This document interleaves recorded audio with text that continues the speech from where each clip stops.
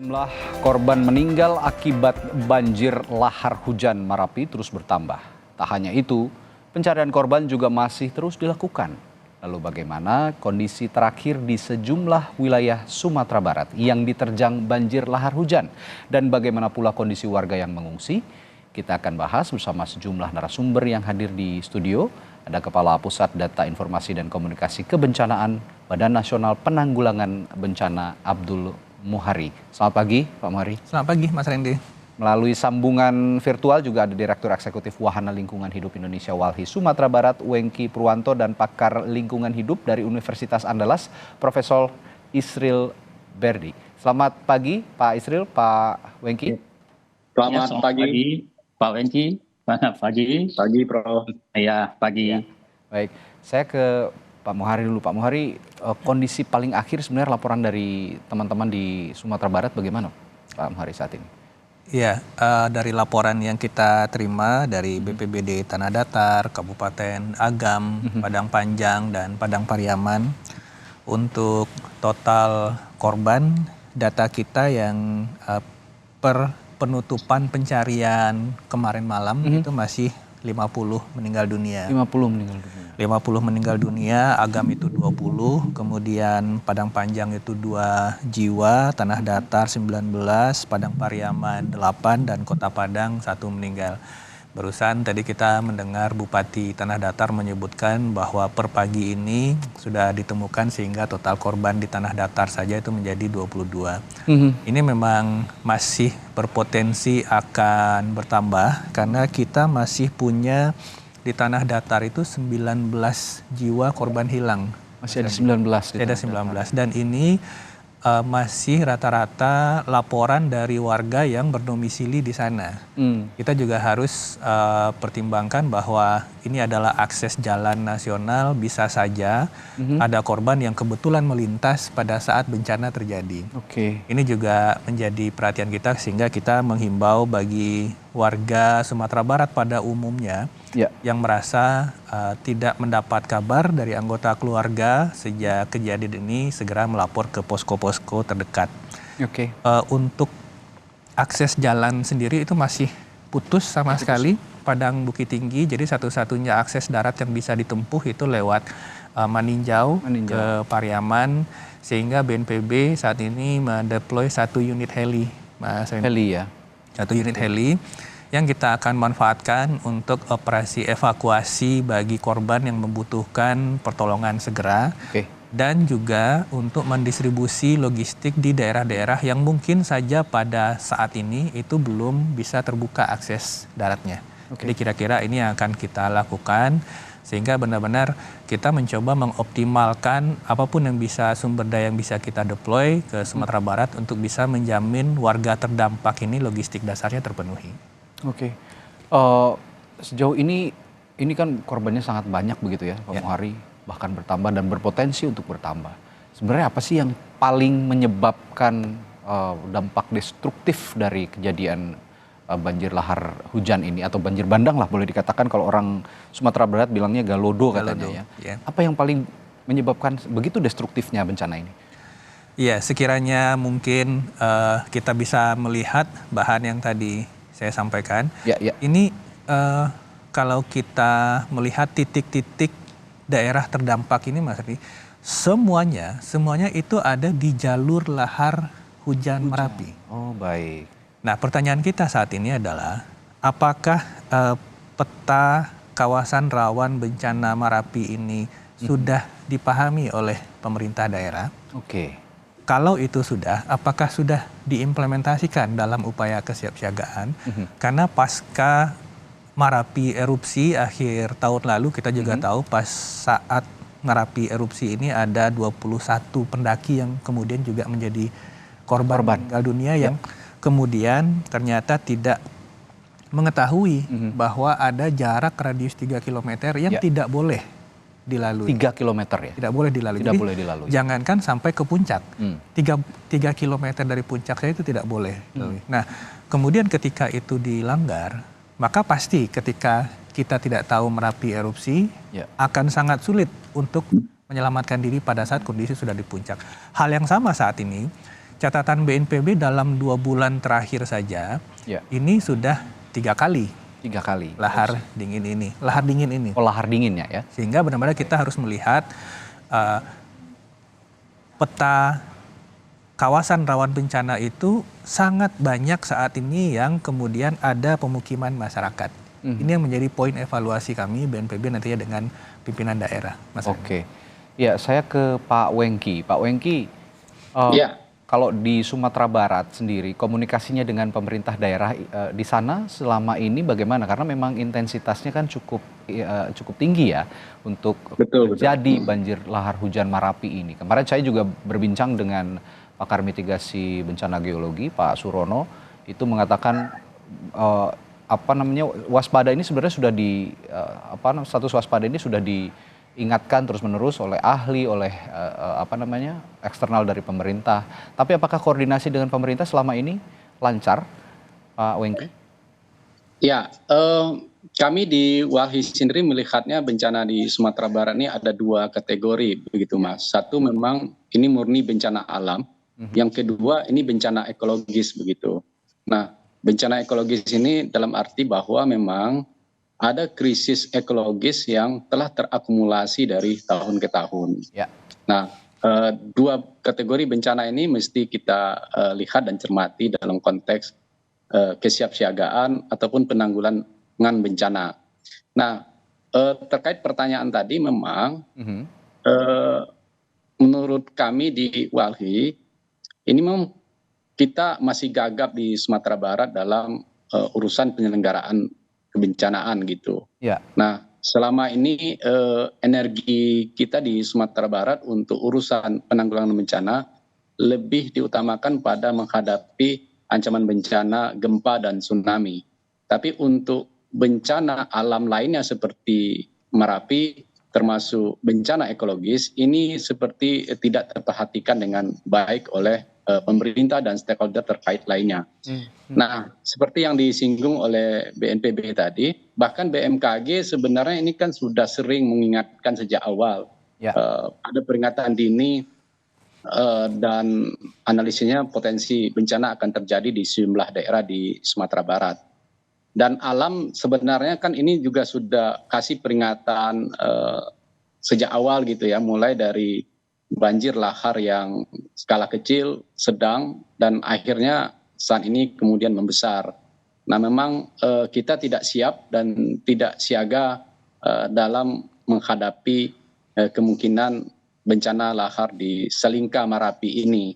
Nah, tentu saya sepakat tadi bahwa memang setelah masa tanggap darurat ini perlu kiranya kita bersama di Sumatera Barat melakukan evaluasi secara menyeluruh tentang sistem penanggulangan bencana di Sumatera Barat.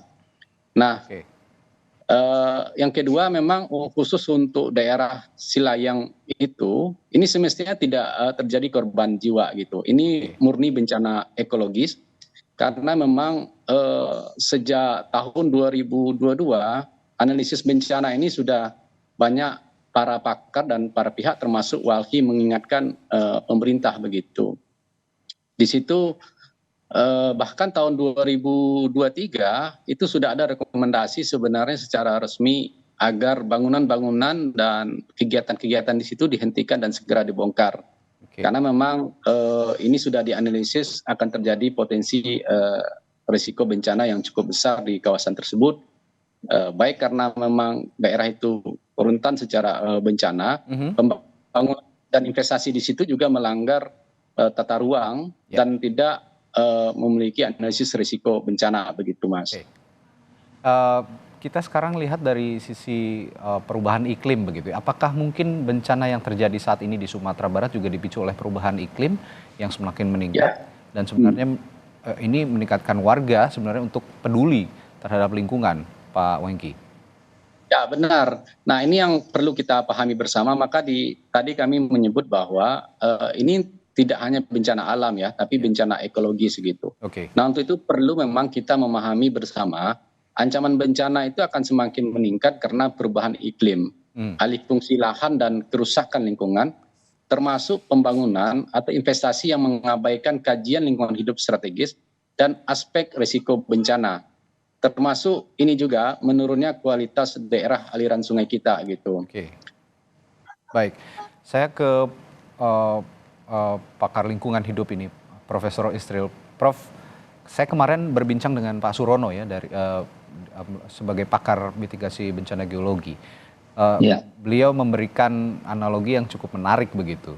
Ketika ada normalisasi sungai, istilah normalisasi sungai, tapi yang tidak normal sendiri sebenarnya bukan sungainya, katanya begitu, tapi manusianya. Nah, perubahan perilaku manusia terhadap lingkungan hidup ini yang harus diperhatikan.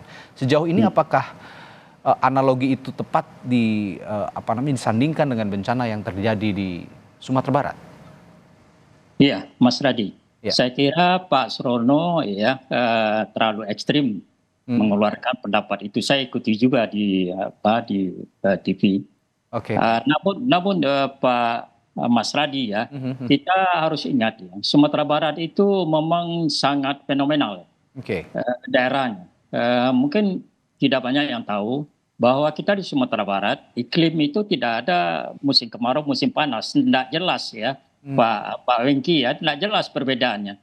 Di waktu panas ada hujan, di waktu hujan ada panas.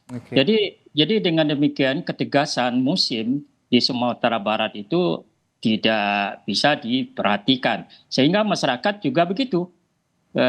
Dia di musim kemarau ya tetap juga ada kegiatan, di musim hujan tetap juga ada kegiatan, karena tidak ada perbedaan antara musim hujan dan musim kemarau.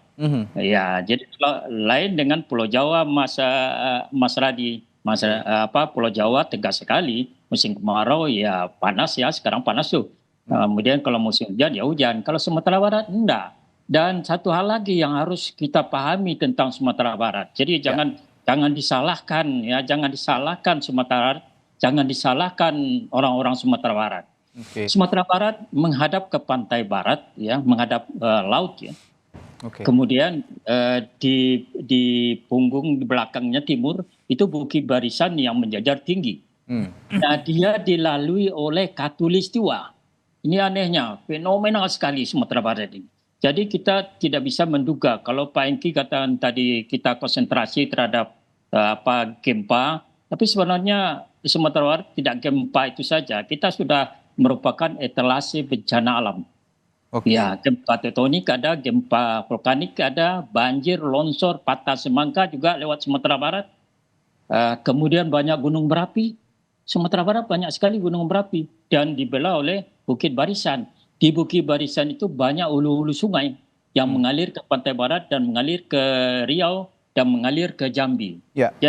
Jadi hal begini, fenomena seperti ini, kondisi Sumatera Barat, kita juga tidak bisa salahkan masyarakat. Masyarakat tinggal di pinggir di kaki bukit Gunung Merapi itu sudah membudaya sejak dulu. Orang Sumatera Barat, orang Minang sudah arif dengan masalah gempa atau masalah bencana.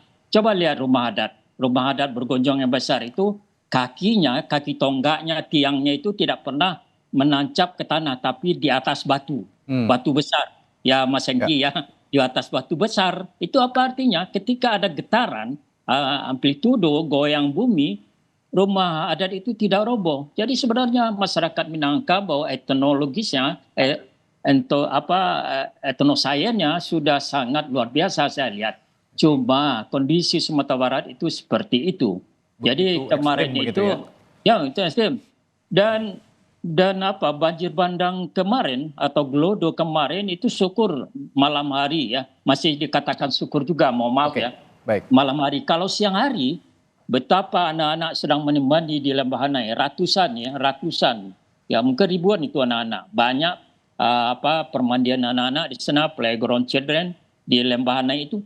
Nah, kalau gelodo datang, siapa yang bertanggung jawab? Sementara papanya, mamanya selfie-selfian, duduk di warung minum kopi, anak-anak sedang menemani, syukur kita masih dilindungi. Jadi tidak bisa kita salahkan siapa-siapa dan juga tidak bisa disalahkan alam, Mas Radi.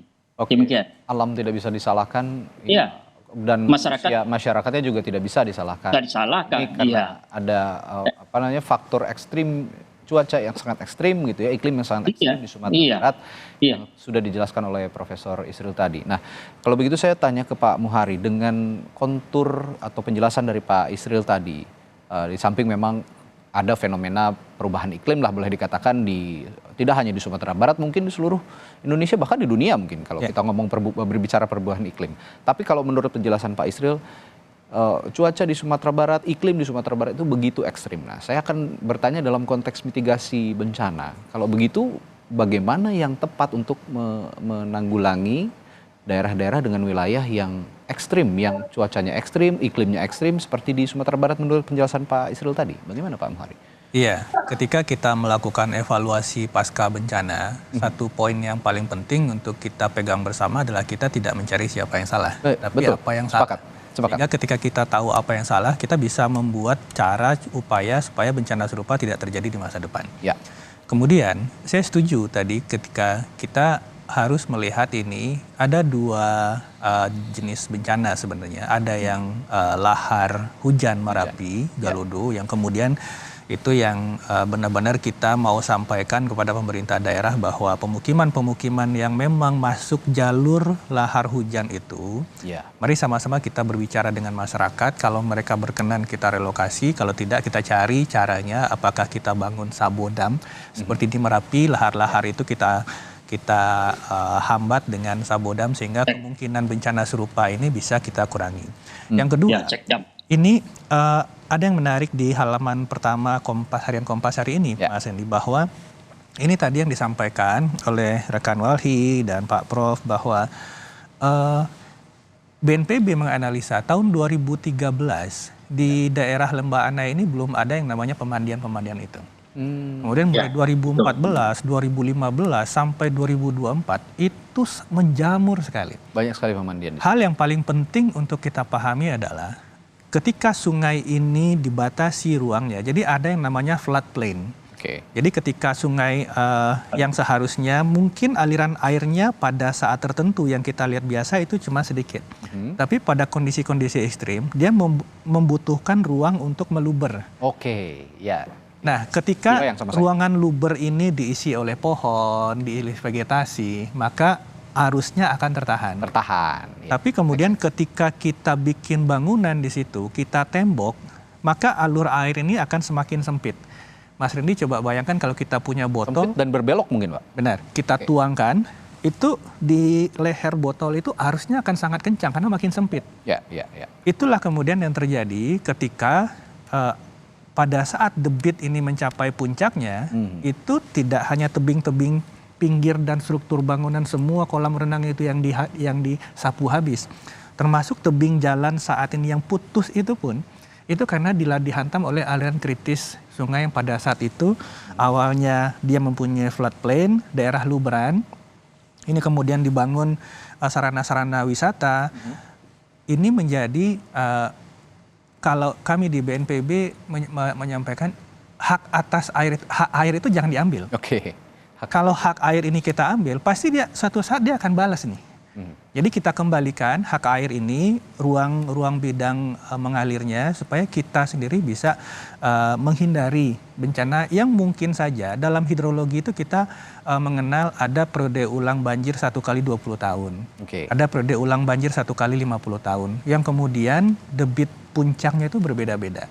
Dan mungkin saja pada saat lalu ini pernah terjadi, tapi karena kondisinya pada saat itu alamnya di sekitar Lembah Anai ini masih bagus, ini tidak terlalu signifikan berdampak pada sarana infrastruktur transportasi yang ada di situ. Ini yang harus kita juga jadi poin kami untuk evaluasi dengan pemerintah daerah. Itu artinya kalau menurut penjelasan yang saya simak dari Anda tadi, Pak Muhari, artinya itulah yang menyebabkan banjir lahar hujan ini akhirnya meluas keluar jalur, keluar trek, begitu kira-kira? Itu salah satu yang berada di Lembah Anai. Kalau di tempat-tempat yang lain, di Tanah Datar, di Agam, Simpang Buki, ini memang pemukiman ini itu berada di jalur lahar dinginnya. Lahar hujan. Kenapa kemudian selama ini kami tinggal di sini tidak ada, karena aktivitas erupsi Merapinya tidak ada yang sebesar akhir tahun lalu. Sehingga sangat banyak bukaan-bukaan baru yang pada saat hujan itu dibawa semua ke bawah. Baik. Setelah jeda nanti akan saya tanyakan juga ke Pak Wengki dari Walhi. Bagaimana Anda atau Walhi di Sumatera Barat melihat peran pemerintah ini dalam melindungi dan melestarikan fungsi lingkungan? Apakah sudah cukup tanggap dalam penanggulangan bencana juga termasuk yang terjadi saat ini? Sesaat lagi akan saya tanyakan ke Walhi Sumatera Barat. Bencana yang terjadi di Sumatera Barat saat ini, di mana ada 4 kabupaten yang terdampak banjir lahar hujan dan menyebabkan banyak korban jiwa. BNPB mencatat hingga tadi malam ya Pak Am ya, ada 50 korban jiwa yang meninggal, dan ini kita tentu sangat prihatin dan sebisa mungkin ke depannya bisa dicegah agar korban jiwa tidak terjadi lagi meskipun ada bencana alam yang terjadi. Tadi saya sempat bertanya ke Pak Wengki dari Walhi di Sumatera Barat, bagaimana Anda melihat peran pemerintah dalam melindungi dan melestarikan fungsi lingkungan dalam hal ini konteks kebencanaan yang saat ini terjadi di Sumatera Barat? Apakah juga sudah cukup tanggap dalam penanggulangan bencananya sejauh ini? Ya, kami melihat bahwa di Sumatera Barat urusan lingkungan ini masih terpinggirkan oleh pemerintah kita gitu. Oke. Yang kedua memang kita masih seperti yang saya sebutkan tadi masih gagap dalam urusan penanggulangan kebencanaan. Yang ketiga ini soal penataan ruang, ini juga belum berbasis pada kajian lingkungan hidup strategis dan analisis risiko bencana. Oke. Nah, contoh yang paling nyata tadi yang juga disinggung oleh Prof dan juga dari BNPB bahwa kawasan Lembah Anai itu ini semestinya ya ini sudah terjadi bencananya gitu ya. Tentu ketika kita evaluasi, saya pikir pemerintah mesti berani secara terbuka mengakui selama ini mereka lalai dan salah begitu. Karena ini betul tadi bahwa ketika evaluasi tentu kita harus jujur begitu ya. Kalau memang pemerintah selama ini salah ya harus diakui kesalahan dan ke depan harus kita perbaiki kesalahan itu agar bencana demi bencana ini yang mesti bisa kita mitigasi sejak awal tidak terjadi lagi gitu. Oke. Nah, kawasan Lembah Anai ini sejak 2022 itu sudah kencang peringatan gitu. Bahkan di situ kan ada 3 status sebenarnya, kawasan konservasi yang kemudian itu ada TWA Megabendung, juga ada di tengahnya areal penggunaan lain dan juga kawasan hutan lindung.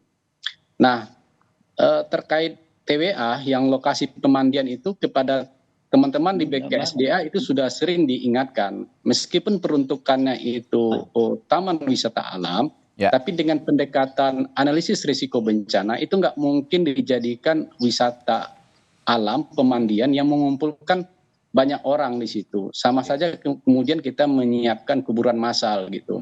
Tapi kemudian ini lengah dan tidak didengar oleh BKSDA. Termasuk juga pembangunan lain, investasi lain di situ. Ini juga sudah sering diingatkan. Selain memang tebingnya itu secara geologi itu rawan, rapuh, di bawahnya itu sungai. Ini kan jalurnya sangat sempit sekali begitu. Bahkan 2023 sudah ada rekomendasi secara teknis agar kawasan itu ditertibkan, dibongkar agar memang tidak ada korban jiwa gitu. Karena ini sudah diprediksi. Ya. Nah, bahkan alam tadi disinggung ya, sungai dia akan mengambil apa yang menjadi haknya, air akan kembali mengambil apa yang menjadi haknya. 2023 itu sudah ada peringatan sedang dari alam sebenarnya. Bahkan mobil hampir hanyut di parkiran. Padahal di awal 2023 itu sudah direkomendasikan bongkar. Ada satu kafe Sakapa itu memang dulu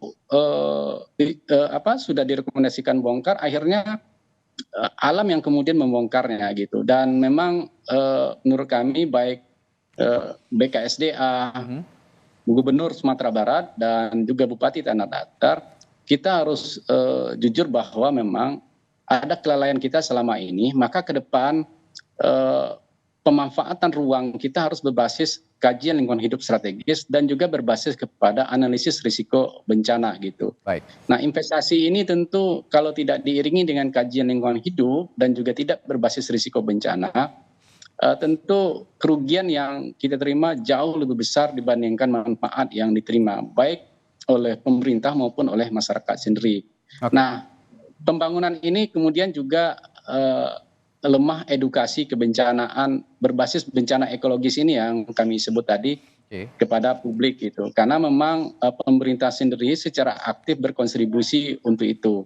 Nah tentu ke depan kita juga berharap teman-teman dari BNPB juga konsen dan mengingatkan pemerintah dan stakeholder terkait bahwa pembangunan itu sangat penting berbasiskan analisis risiko bencana gitu. Jadi aspek kebencanaan ini nggak bisa kita lupakan. Di samping memang Sumatera Barat butuh pertumbuhan ekonomi gitu. Ya, analisis kebencanaan perlu dilakukan untuk melakukan pembangunan-pembangunan di Sumatera Barat, itu tadi dari Walhi.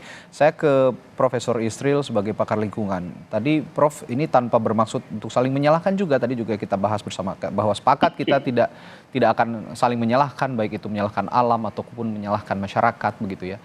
Tapi dengan kondisi yang seperti ini, yang tadi juga Profesor sudah sampaikan begitu ya, yang paling tepat untuk secara kultural, secara metodologi kebencanaan begitu, yang paling tepat untuk memitigasi bencana di Sumatera Barat seperti apa? Terutama untuk kasus Gunung Merapi dan banjir lahar hujan ini, Profesor. Ya, Prof. Ya, terima kasih Mas Radi. Ya. Mas Radi. Kita harus lihat dulu landscape atau bentang alam Sumatera Barat. Kita banyak gunung, kalau tak salah lebih dari 70% itu kita punya kelerengan sangat curam sampai curam dan banyak bukit, banyak gunung. Mungkin sekitar 15 atau 10% yang relatif datar ya, terutama di pinggir pantai barat ya, yaitu Kota Padang, Padang Priaman, Agam, Pasaman Barat, dan kemudian pesisir selatan. Nah, hal ini perlu menjadi perhatian kita karena kita sedikit saja intensitas hujan tinggi, maka itu sudah bisa melahirkan dampak banjir. Jadi oleh karena itu ke depannya syukur sekarang pemerintah Sumatera Barat juga daerah lain sedang menyusun RPJP dan RPJM 20 tahunan. Jadi kita sarankan untuk program pembangunan di Sumatera Barat harus berbasis DAS, harus berbasis bencana lingkungan. Nah, dengan demikian saya kira untuk kedepannya kita bisa memitigasi, memperkecil risiko bencana yang terjadi di Sumatera Barat. Nah, menyinggung dengan apa di Lembahanai tadi, saya perlu juga berikan klarifikasi. Lembahanai itu sebenarnya kan cagar alam, ya, cagar alam kemudian juga ada hutan lindung di sebelah sananya. Dan anehnya di tengah-tengah yang kecil itu yang tadi disebut dengan bantaran sungai atau air mengalir di sana itu ada APL, daerah APL ya, areal pengguna lain. Nah, ini boleh dibangun tapi harus seizin pemerintah daerah. Nah, APL itu kita ketahui adalah pemiliknya pemerintah daerah tanda datar. Nah ini, jadi kalau ada bangunan di sana tentu sudah ada izin. Ternyata setelah kita diskusi dengan Walhi dan lain sebagainya, ternyata belum ada izin. Nah ini masalahnya ditarik ulur itu. Sehingga jadi kita alpa dan terjadilah dalam tanda kutip pembiaran. Masyarakat mengatakan itu pembiaran. Jadi sebenarnya itu adalah tarik ulur ya, negosiasi. Jadi akhirnya berlarut-larut, nah terjadilah yang kemarin banjir bandang atau gelodo Sumatera Barat. Syukur saja tidak siang hari libur, hari Sabtu biasanya anak-anak banyak mandi di sana. Kalau tidak hujan pun ada juga yang mandi. Nah, syukur sekali kita alhamdulillah tidak siang hari. Kalau siang hari betapa duka yang mendalam di Sumatera Barat.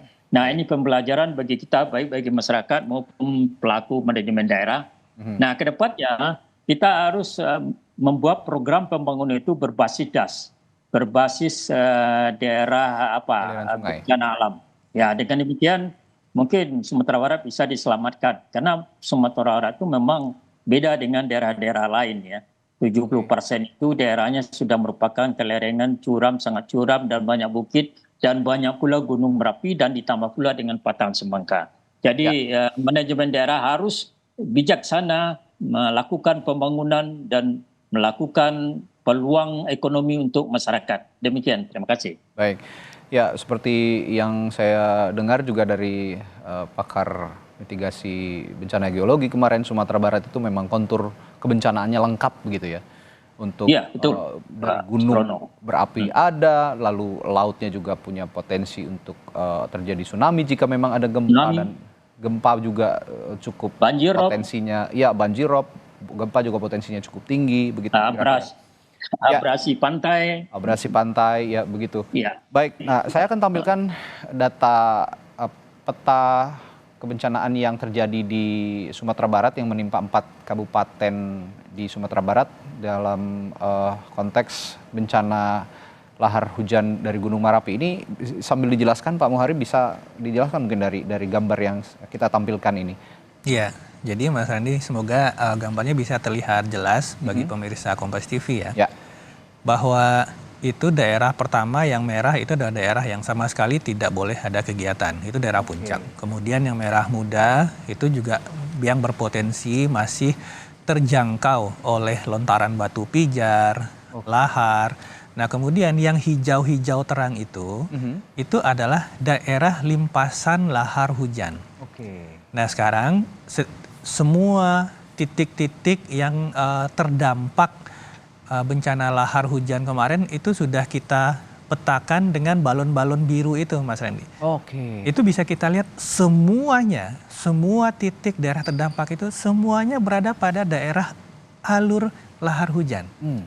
Ini yang tadi di awal sekali saya menyampaikan bahwa apakah pemerintah daerah aware dengan ini, apakah tahu dengan peta kawasan rawan bencana yang diterbitkan oleh Badan Geologi ini.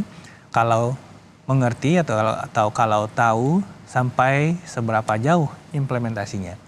Memang pasti akan ada kendala karena sudah ada pemukiman di situ. Ini yang kemudian akan menjadi salah satu poin penting untuk diskusi kita. Kepala BNPB sedang di lokasi bahwa kalau kondisinya seperti ini Mas Andi, kita tidak akan bisa menghindari masyarakat untuk kalau terjadi lagi bencana serupa. Dan itu pasti akan terjadi. Hujan akan masih terus terjadi. Kata Prof tadi bahwa Sumatera Barat ini nggak ada musim hujan, nggak ada musim panas. Sepanjang tahun itu akan hujan. Maka potensi akan terulang lagi lahar hujan ini sangat-sangat tinggi. Sehingga kita akan berpikir, kita akan lihat kembali untuk daerah-daerah yang saat ini sangat terdampak. Ketika kita melakukan rehabilitasi rekonstruksi, tentu saja kita tidak berpikir untuk membangun ulang kawasan pemukiman di tempat yang sama. Poinnya di situ sehingga kita bisa memastikan nanti di masa depan bahwa masyarakat yang saat ini ada di situ bisa terhindar dari bencana serupa. Ya, ini kami tegaskan lagi bahwa peta kebencanaan yang barusan kami tampilkan ini sudah disampaikan kepada pemerintah ya di Sumatera Barat jauh-jauh hari sebelum bencana ini terjadi, karena ya memang bencananya intensitasnya cukup tinggi. Karena tadi dijelaskan oleh Profesor Isril juga iklim di Sumatera Barat agak anomali begitu ya. Kadang di musim panas juga hujan bisa turun begitu. Nah ini yang sama-sama juga harus kita sikapi bahwa peta kebencanaan ini bukan sesuatu yang tidak bisa diimplementasikan, harus diimplementasikan karena sudah dikaji sangat mendalam untuk menghindari potensi dampak destruktif yang disebabkan oleh bencana. Nah saya juga ingin menanyakan soal kondisi pengungsian Pak Muhari. Ini sebelum saya tutup perbincangan kita pagi hari ini. Untuk warga yang mengungsi, pendistribusian bantuan sejauh ini sudah terlancar atau sudah terdistribusikan dengan baik? Iya, tadi malam pukul 10.30 data kami menunjukkan ada 3.396 jiwa mengungsi. Itu di Kabupaten Agam ada 1.159 dan di Tanah Datar 2.039 jiwa. Sebagian besar dari mereka ini masih memanfaatkan sekolah-sekolah dan masjid dan rumah kerabat dan saudara masing-masing. Tapi tentu saja pendataan kita lakukan berapa warga yang saat ini tidak bisa kembali ke rumah masing-masing, sehingga kalau warga yang memang rumahnya tersapu itu hitungan kami sementara ini itu ada 79 rumah Mas Randy yang benar-benar tersapu hilang. Artinya 79 kakak ini tentu tidak punya tempat untuk pulang.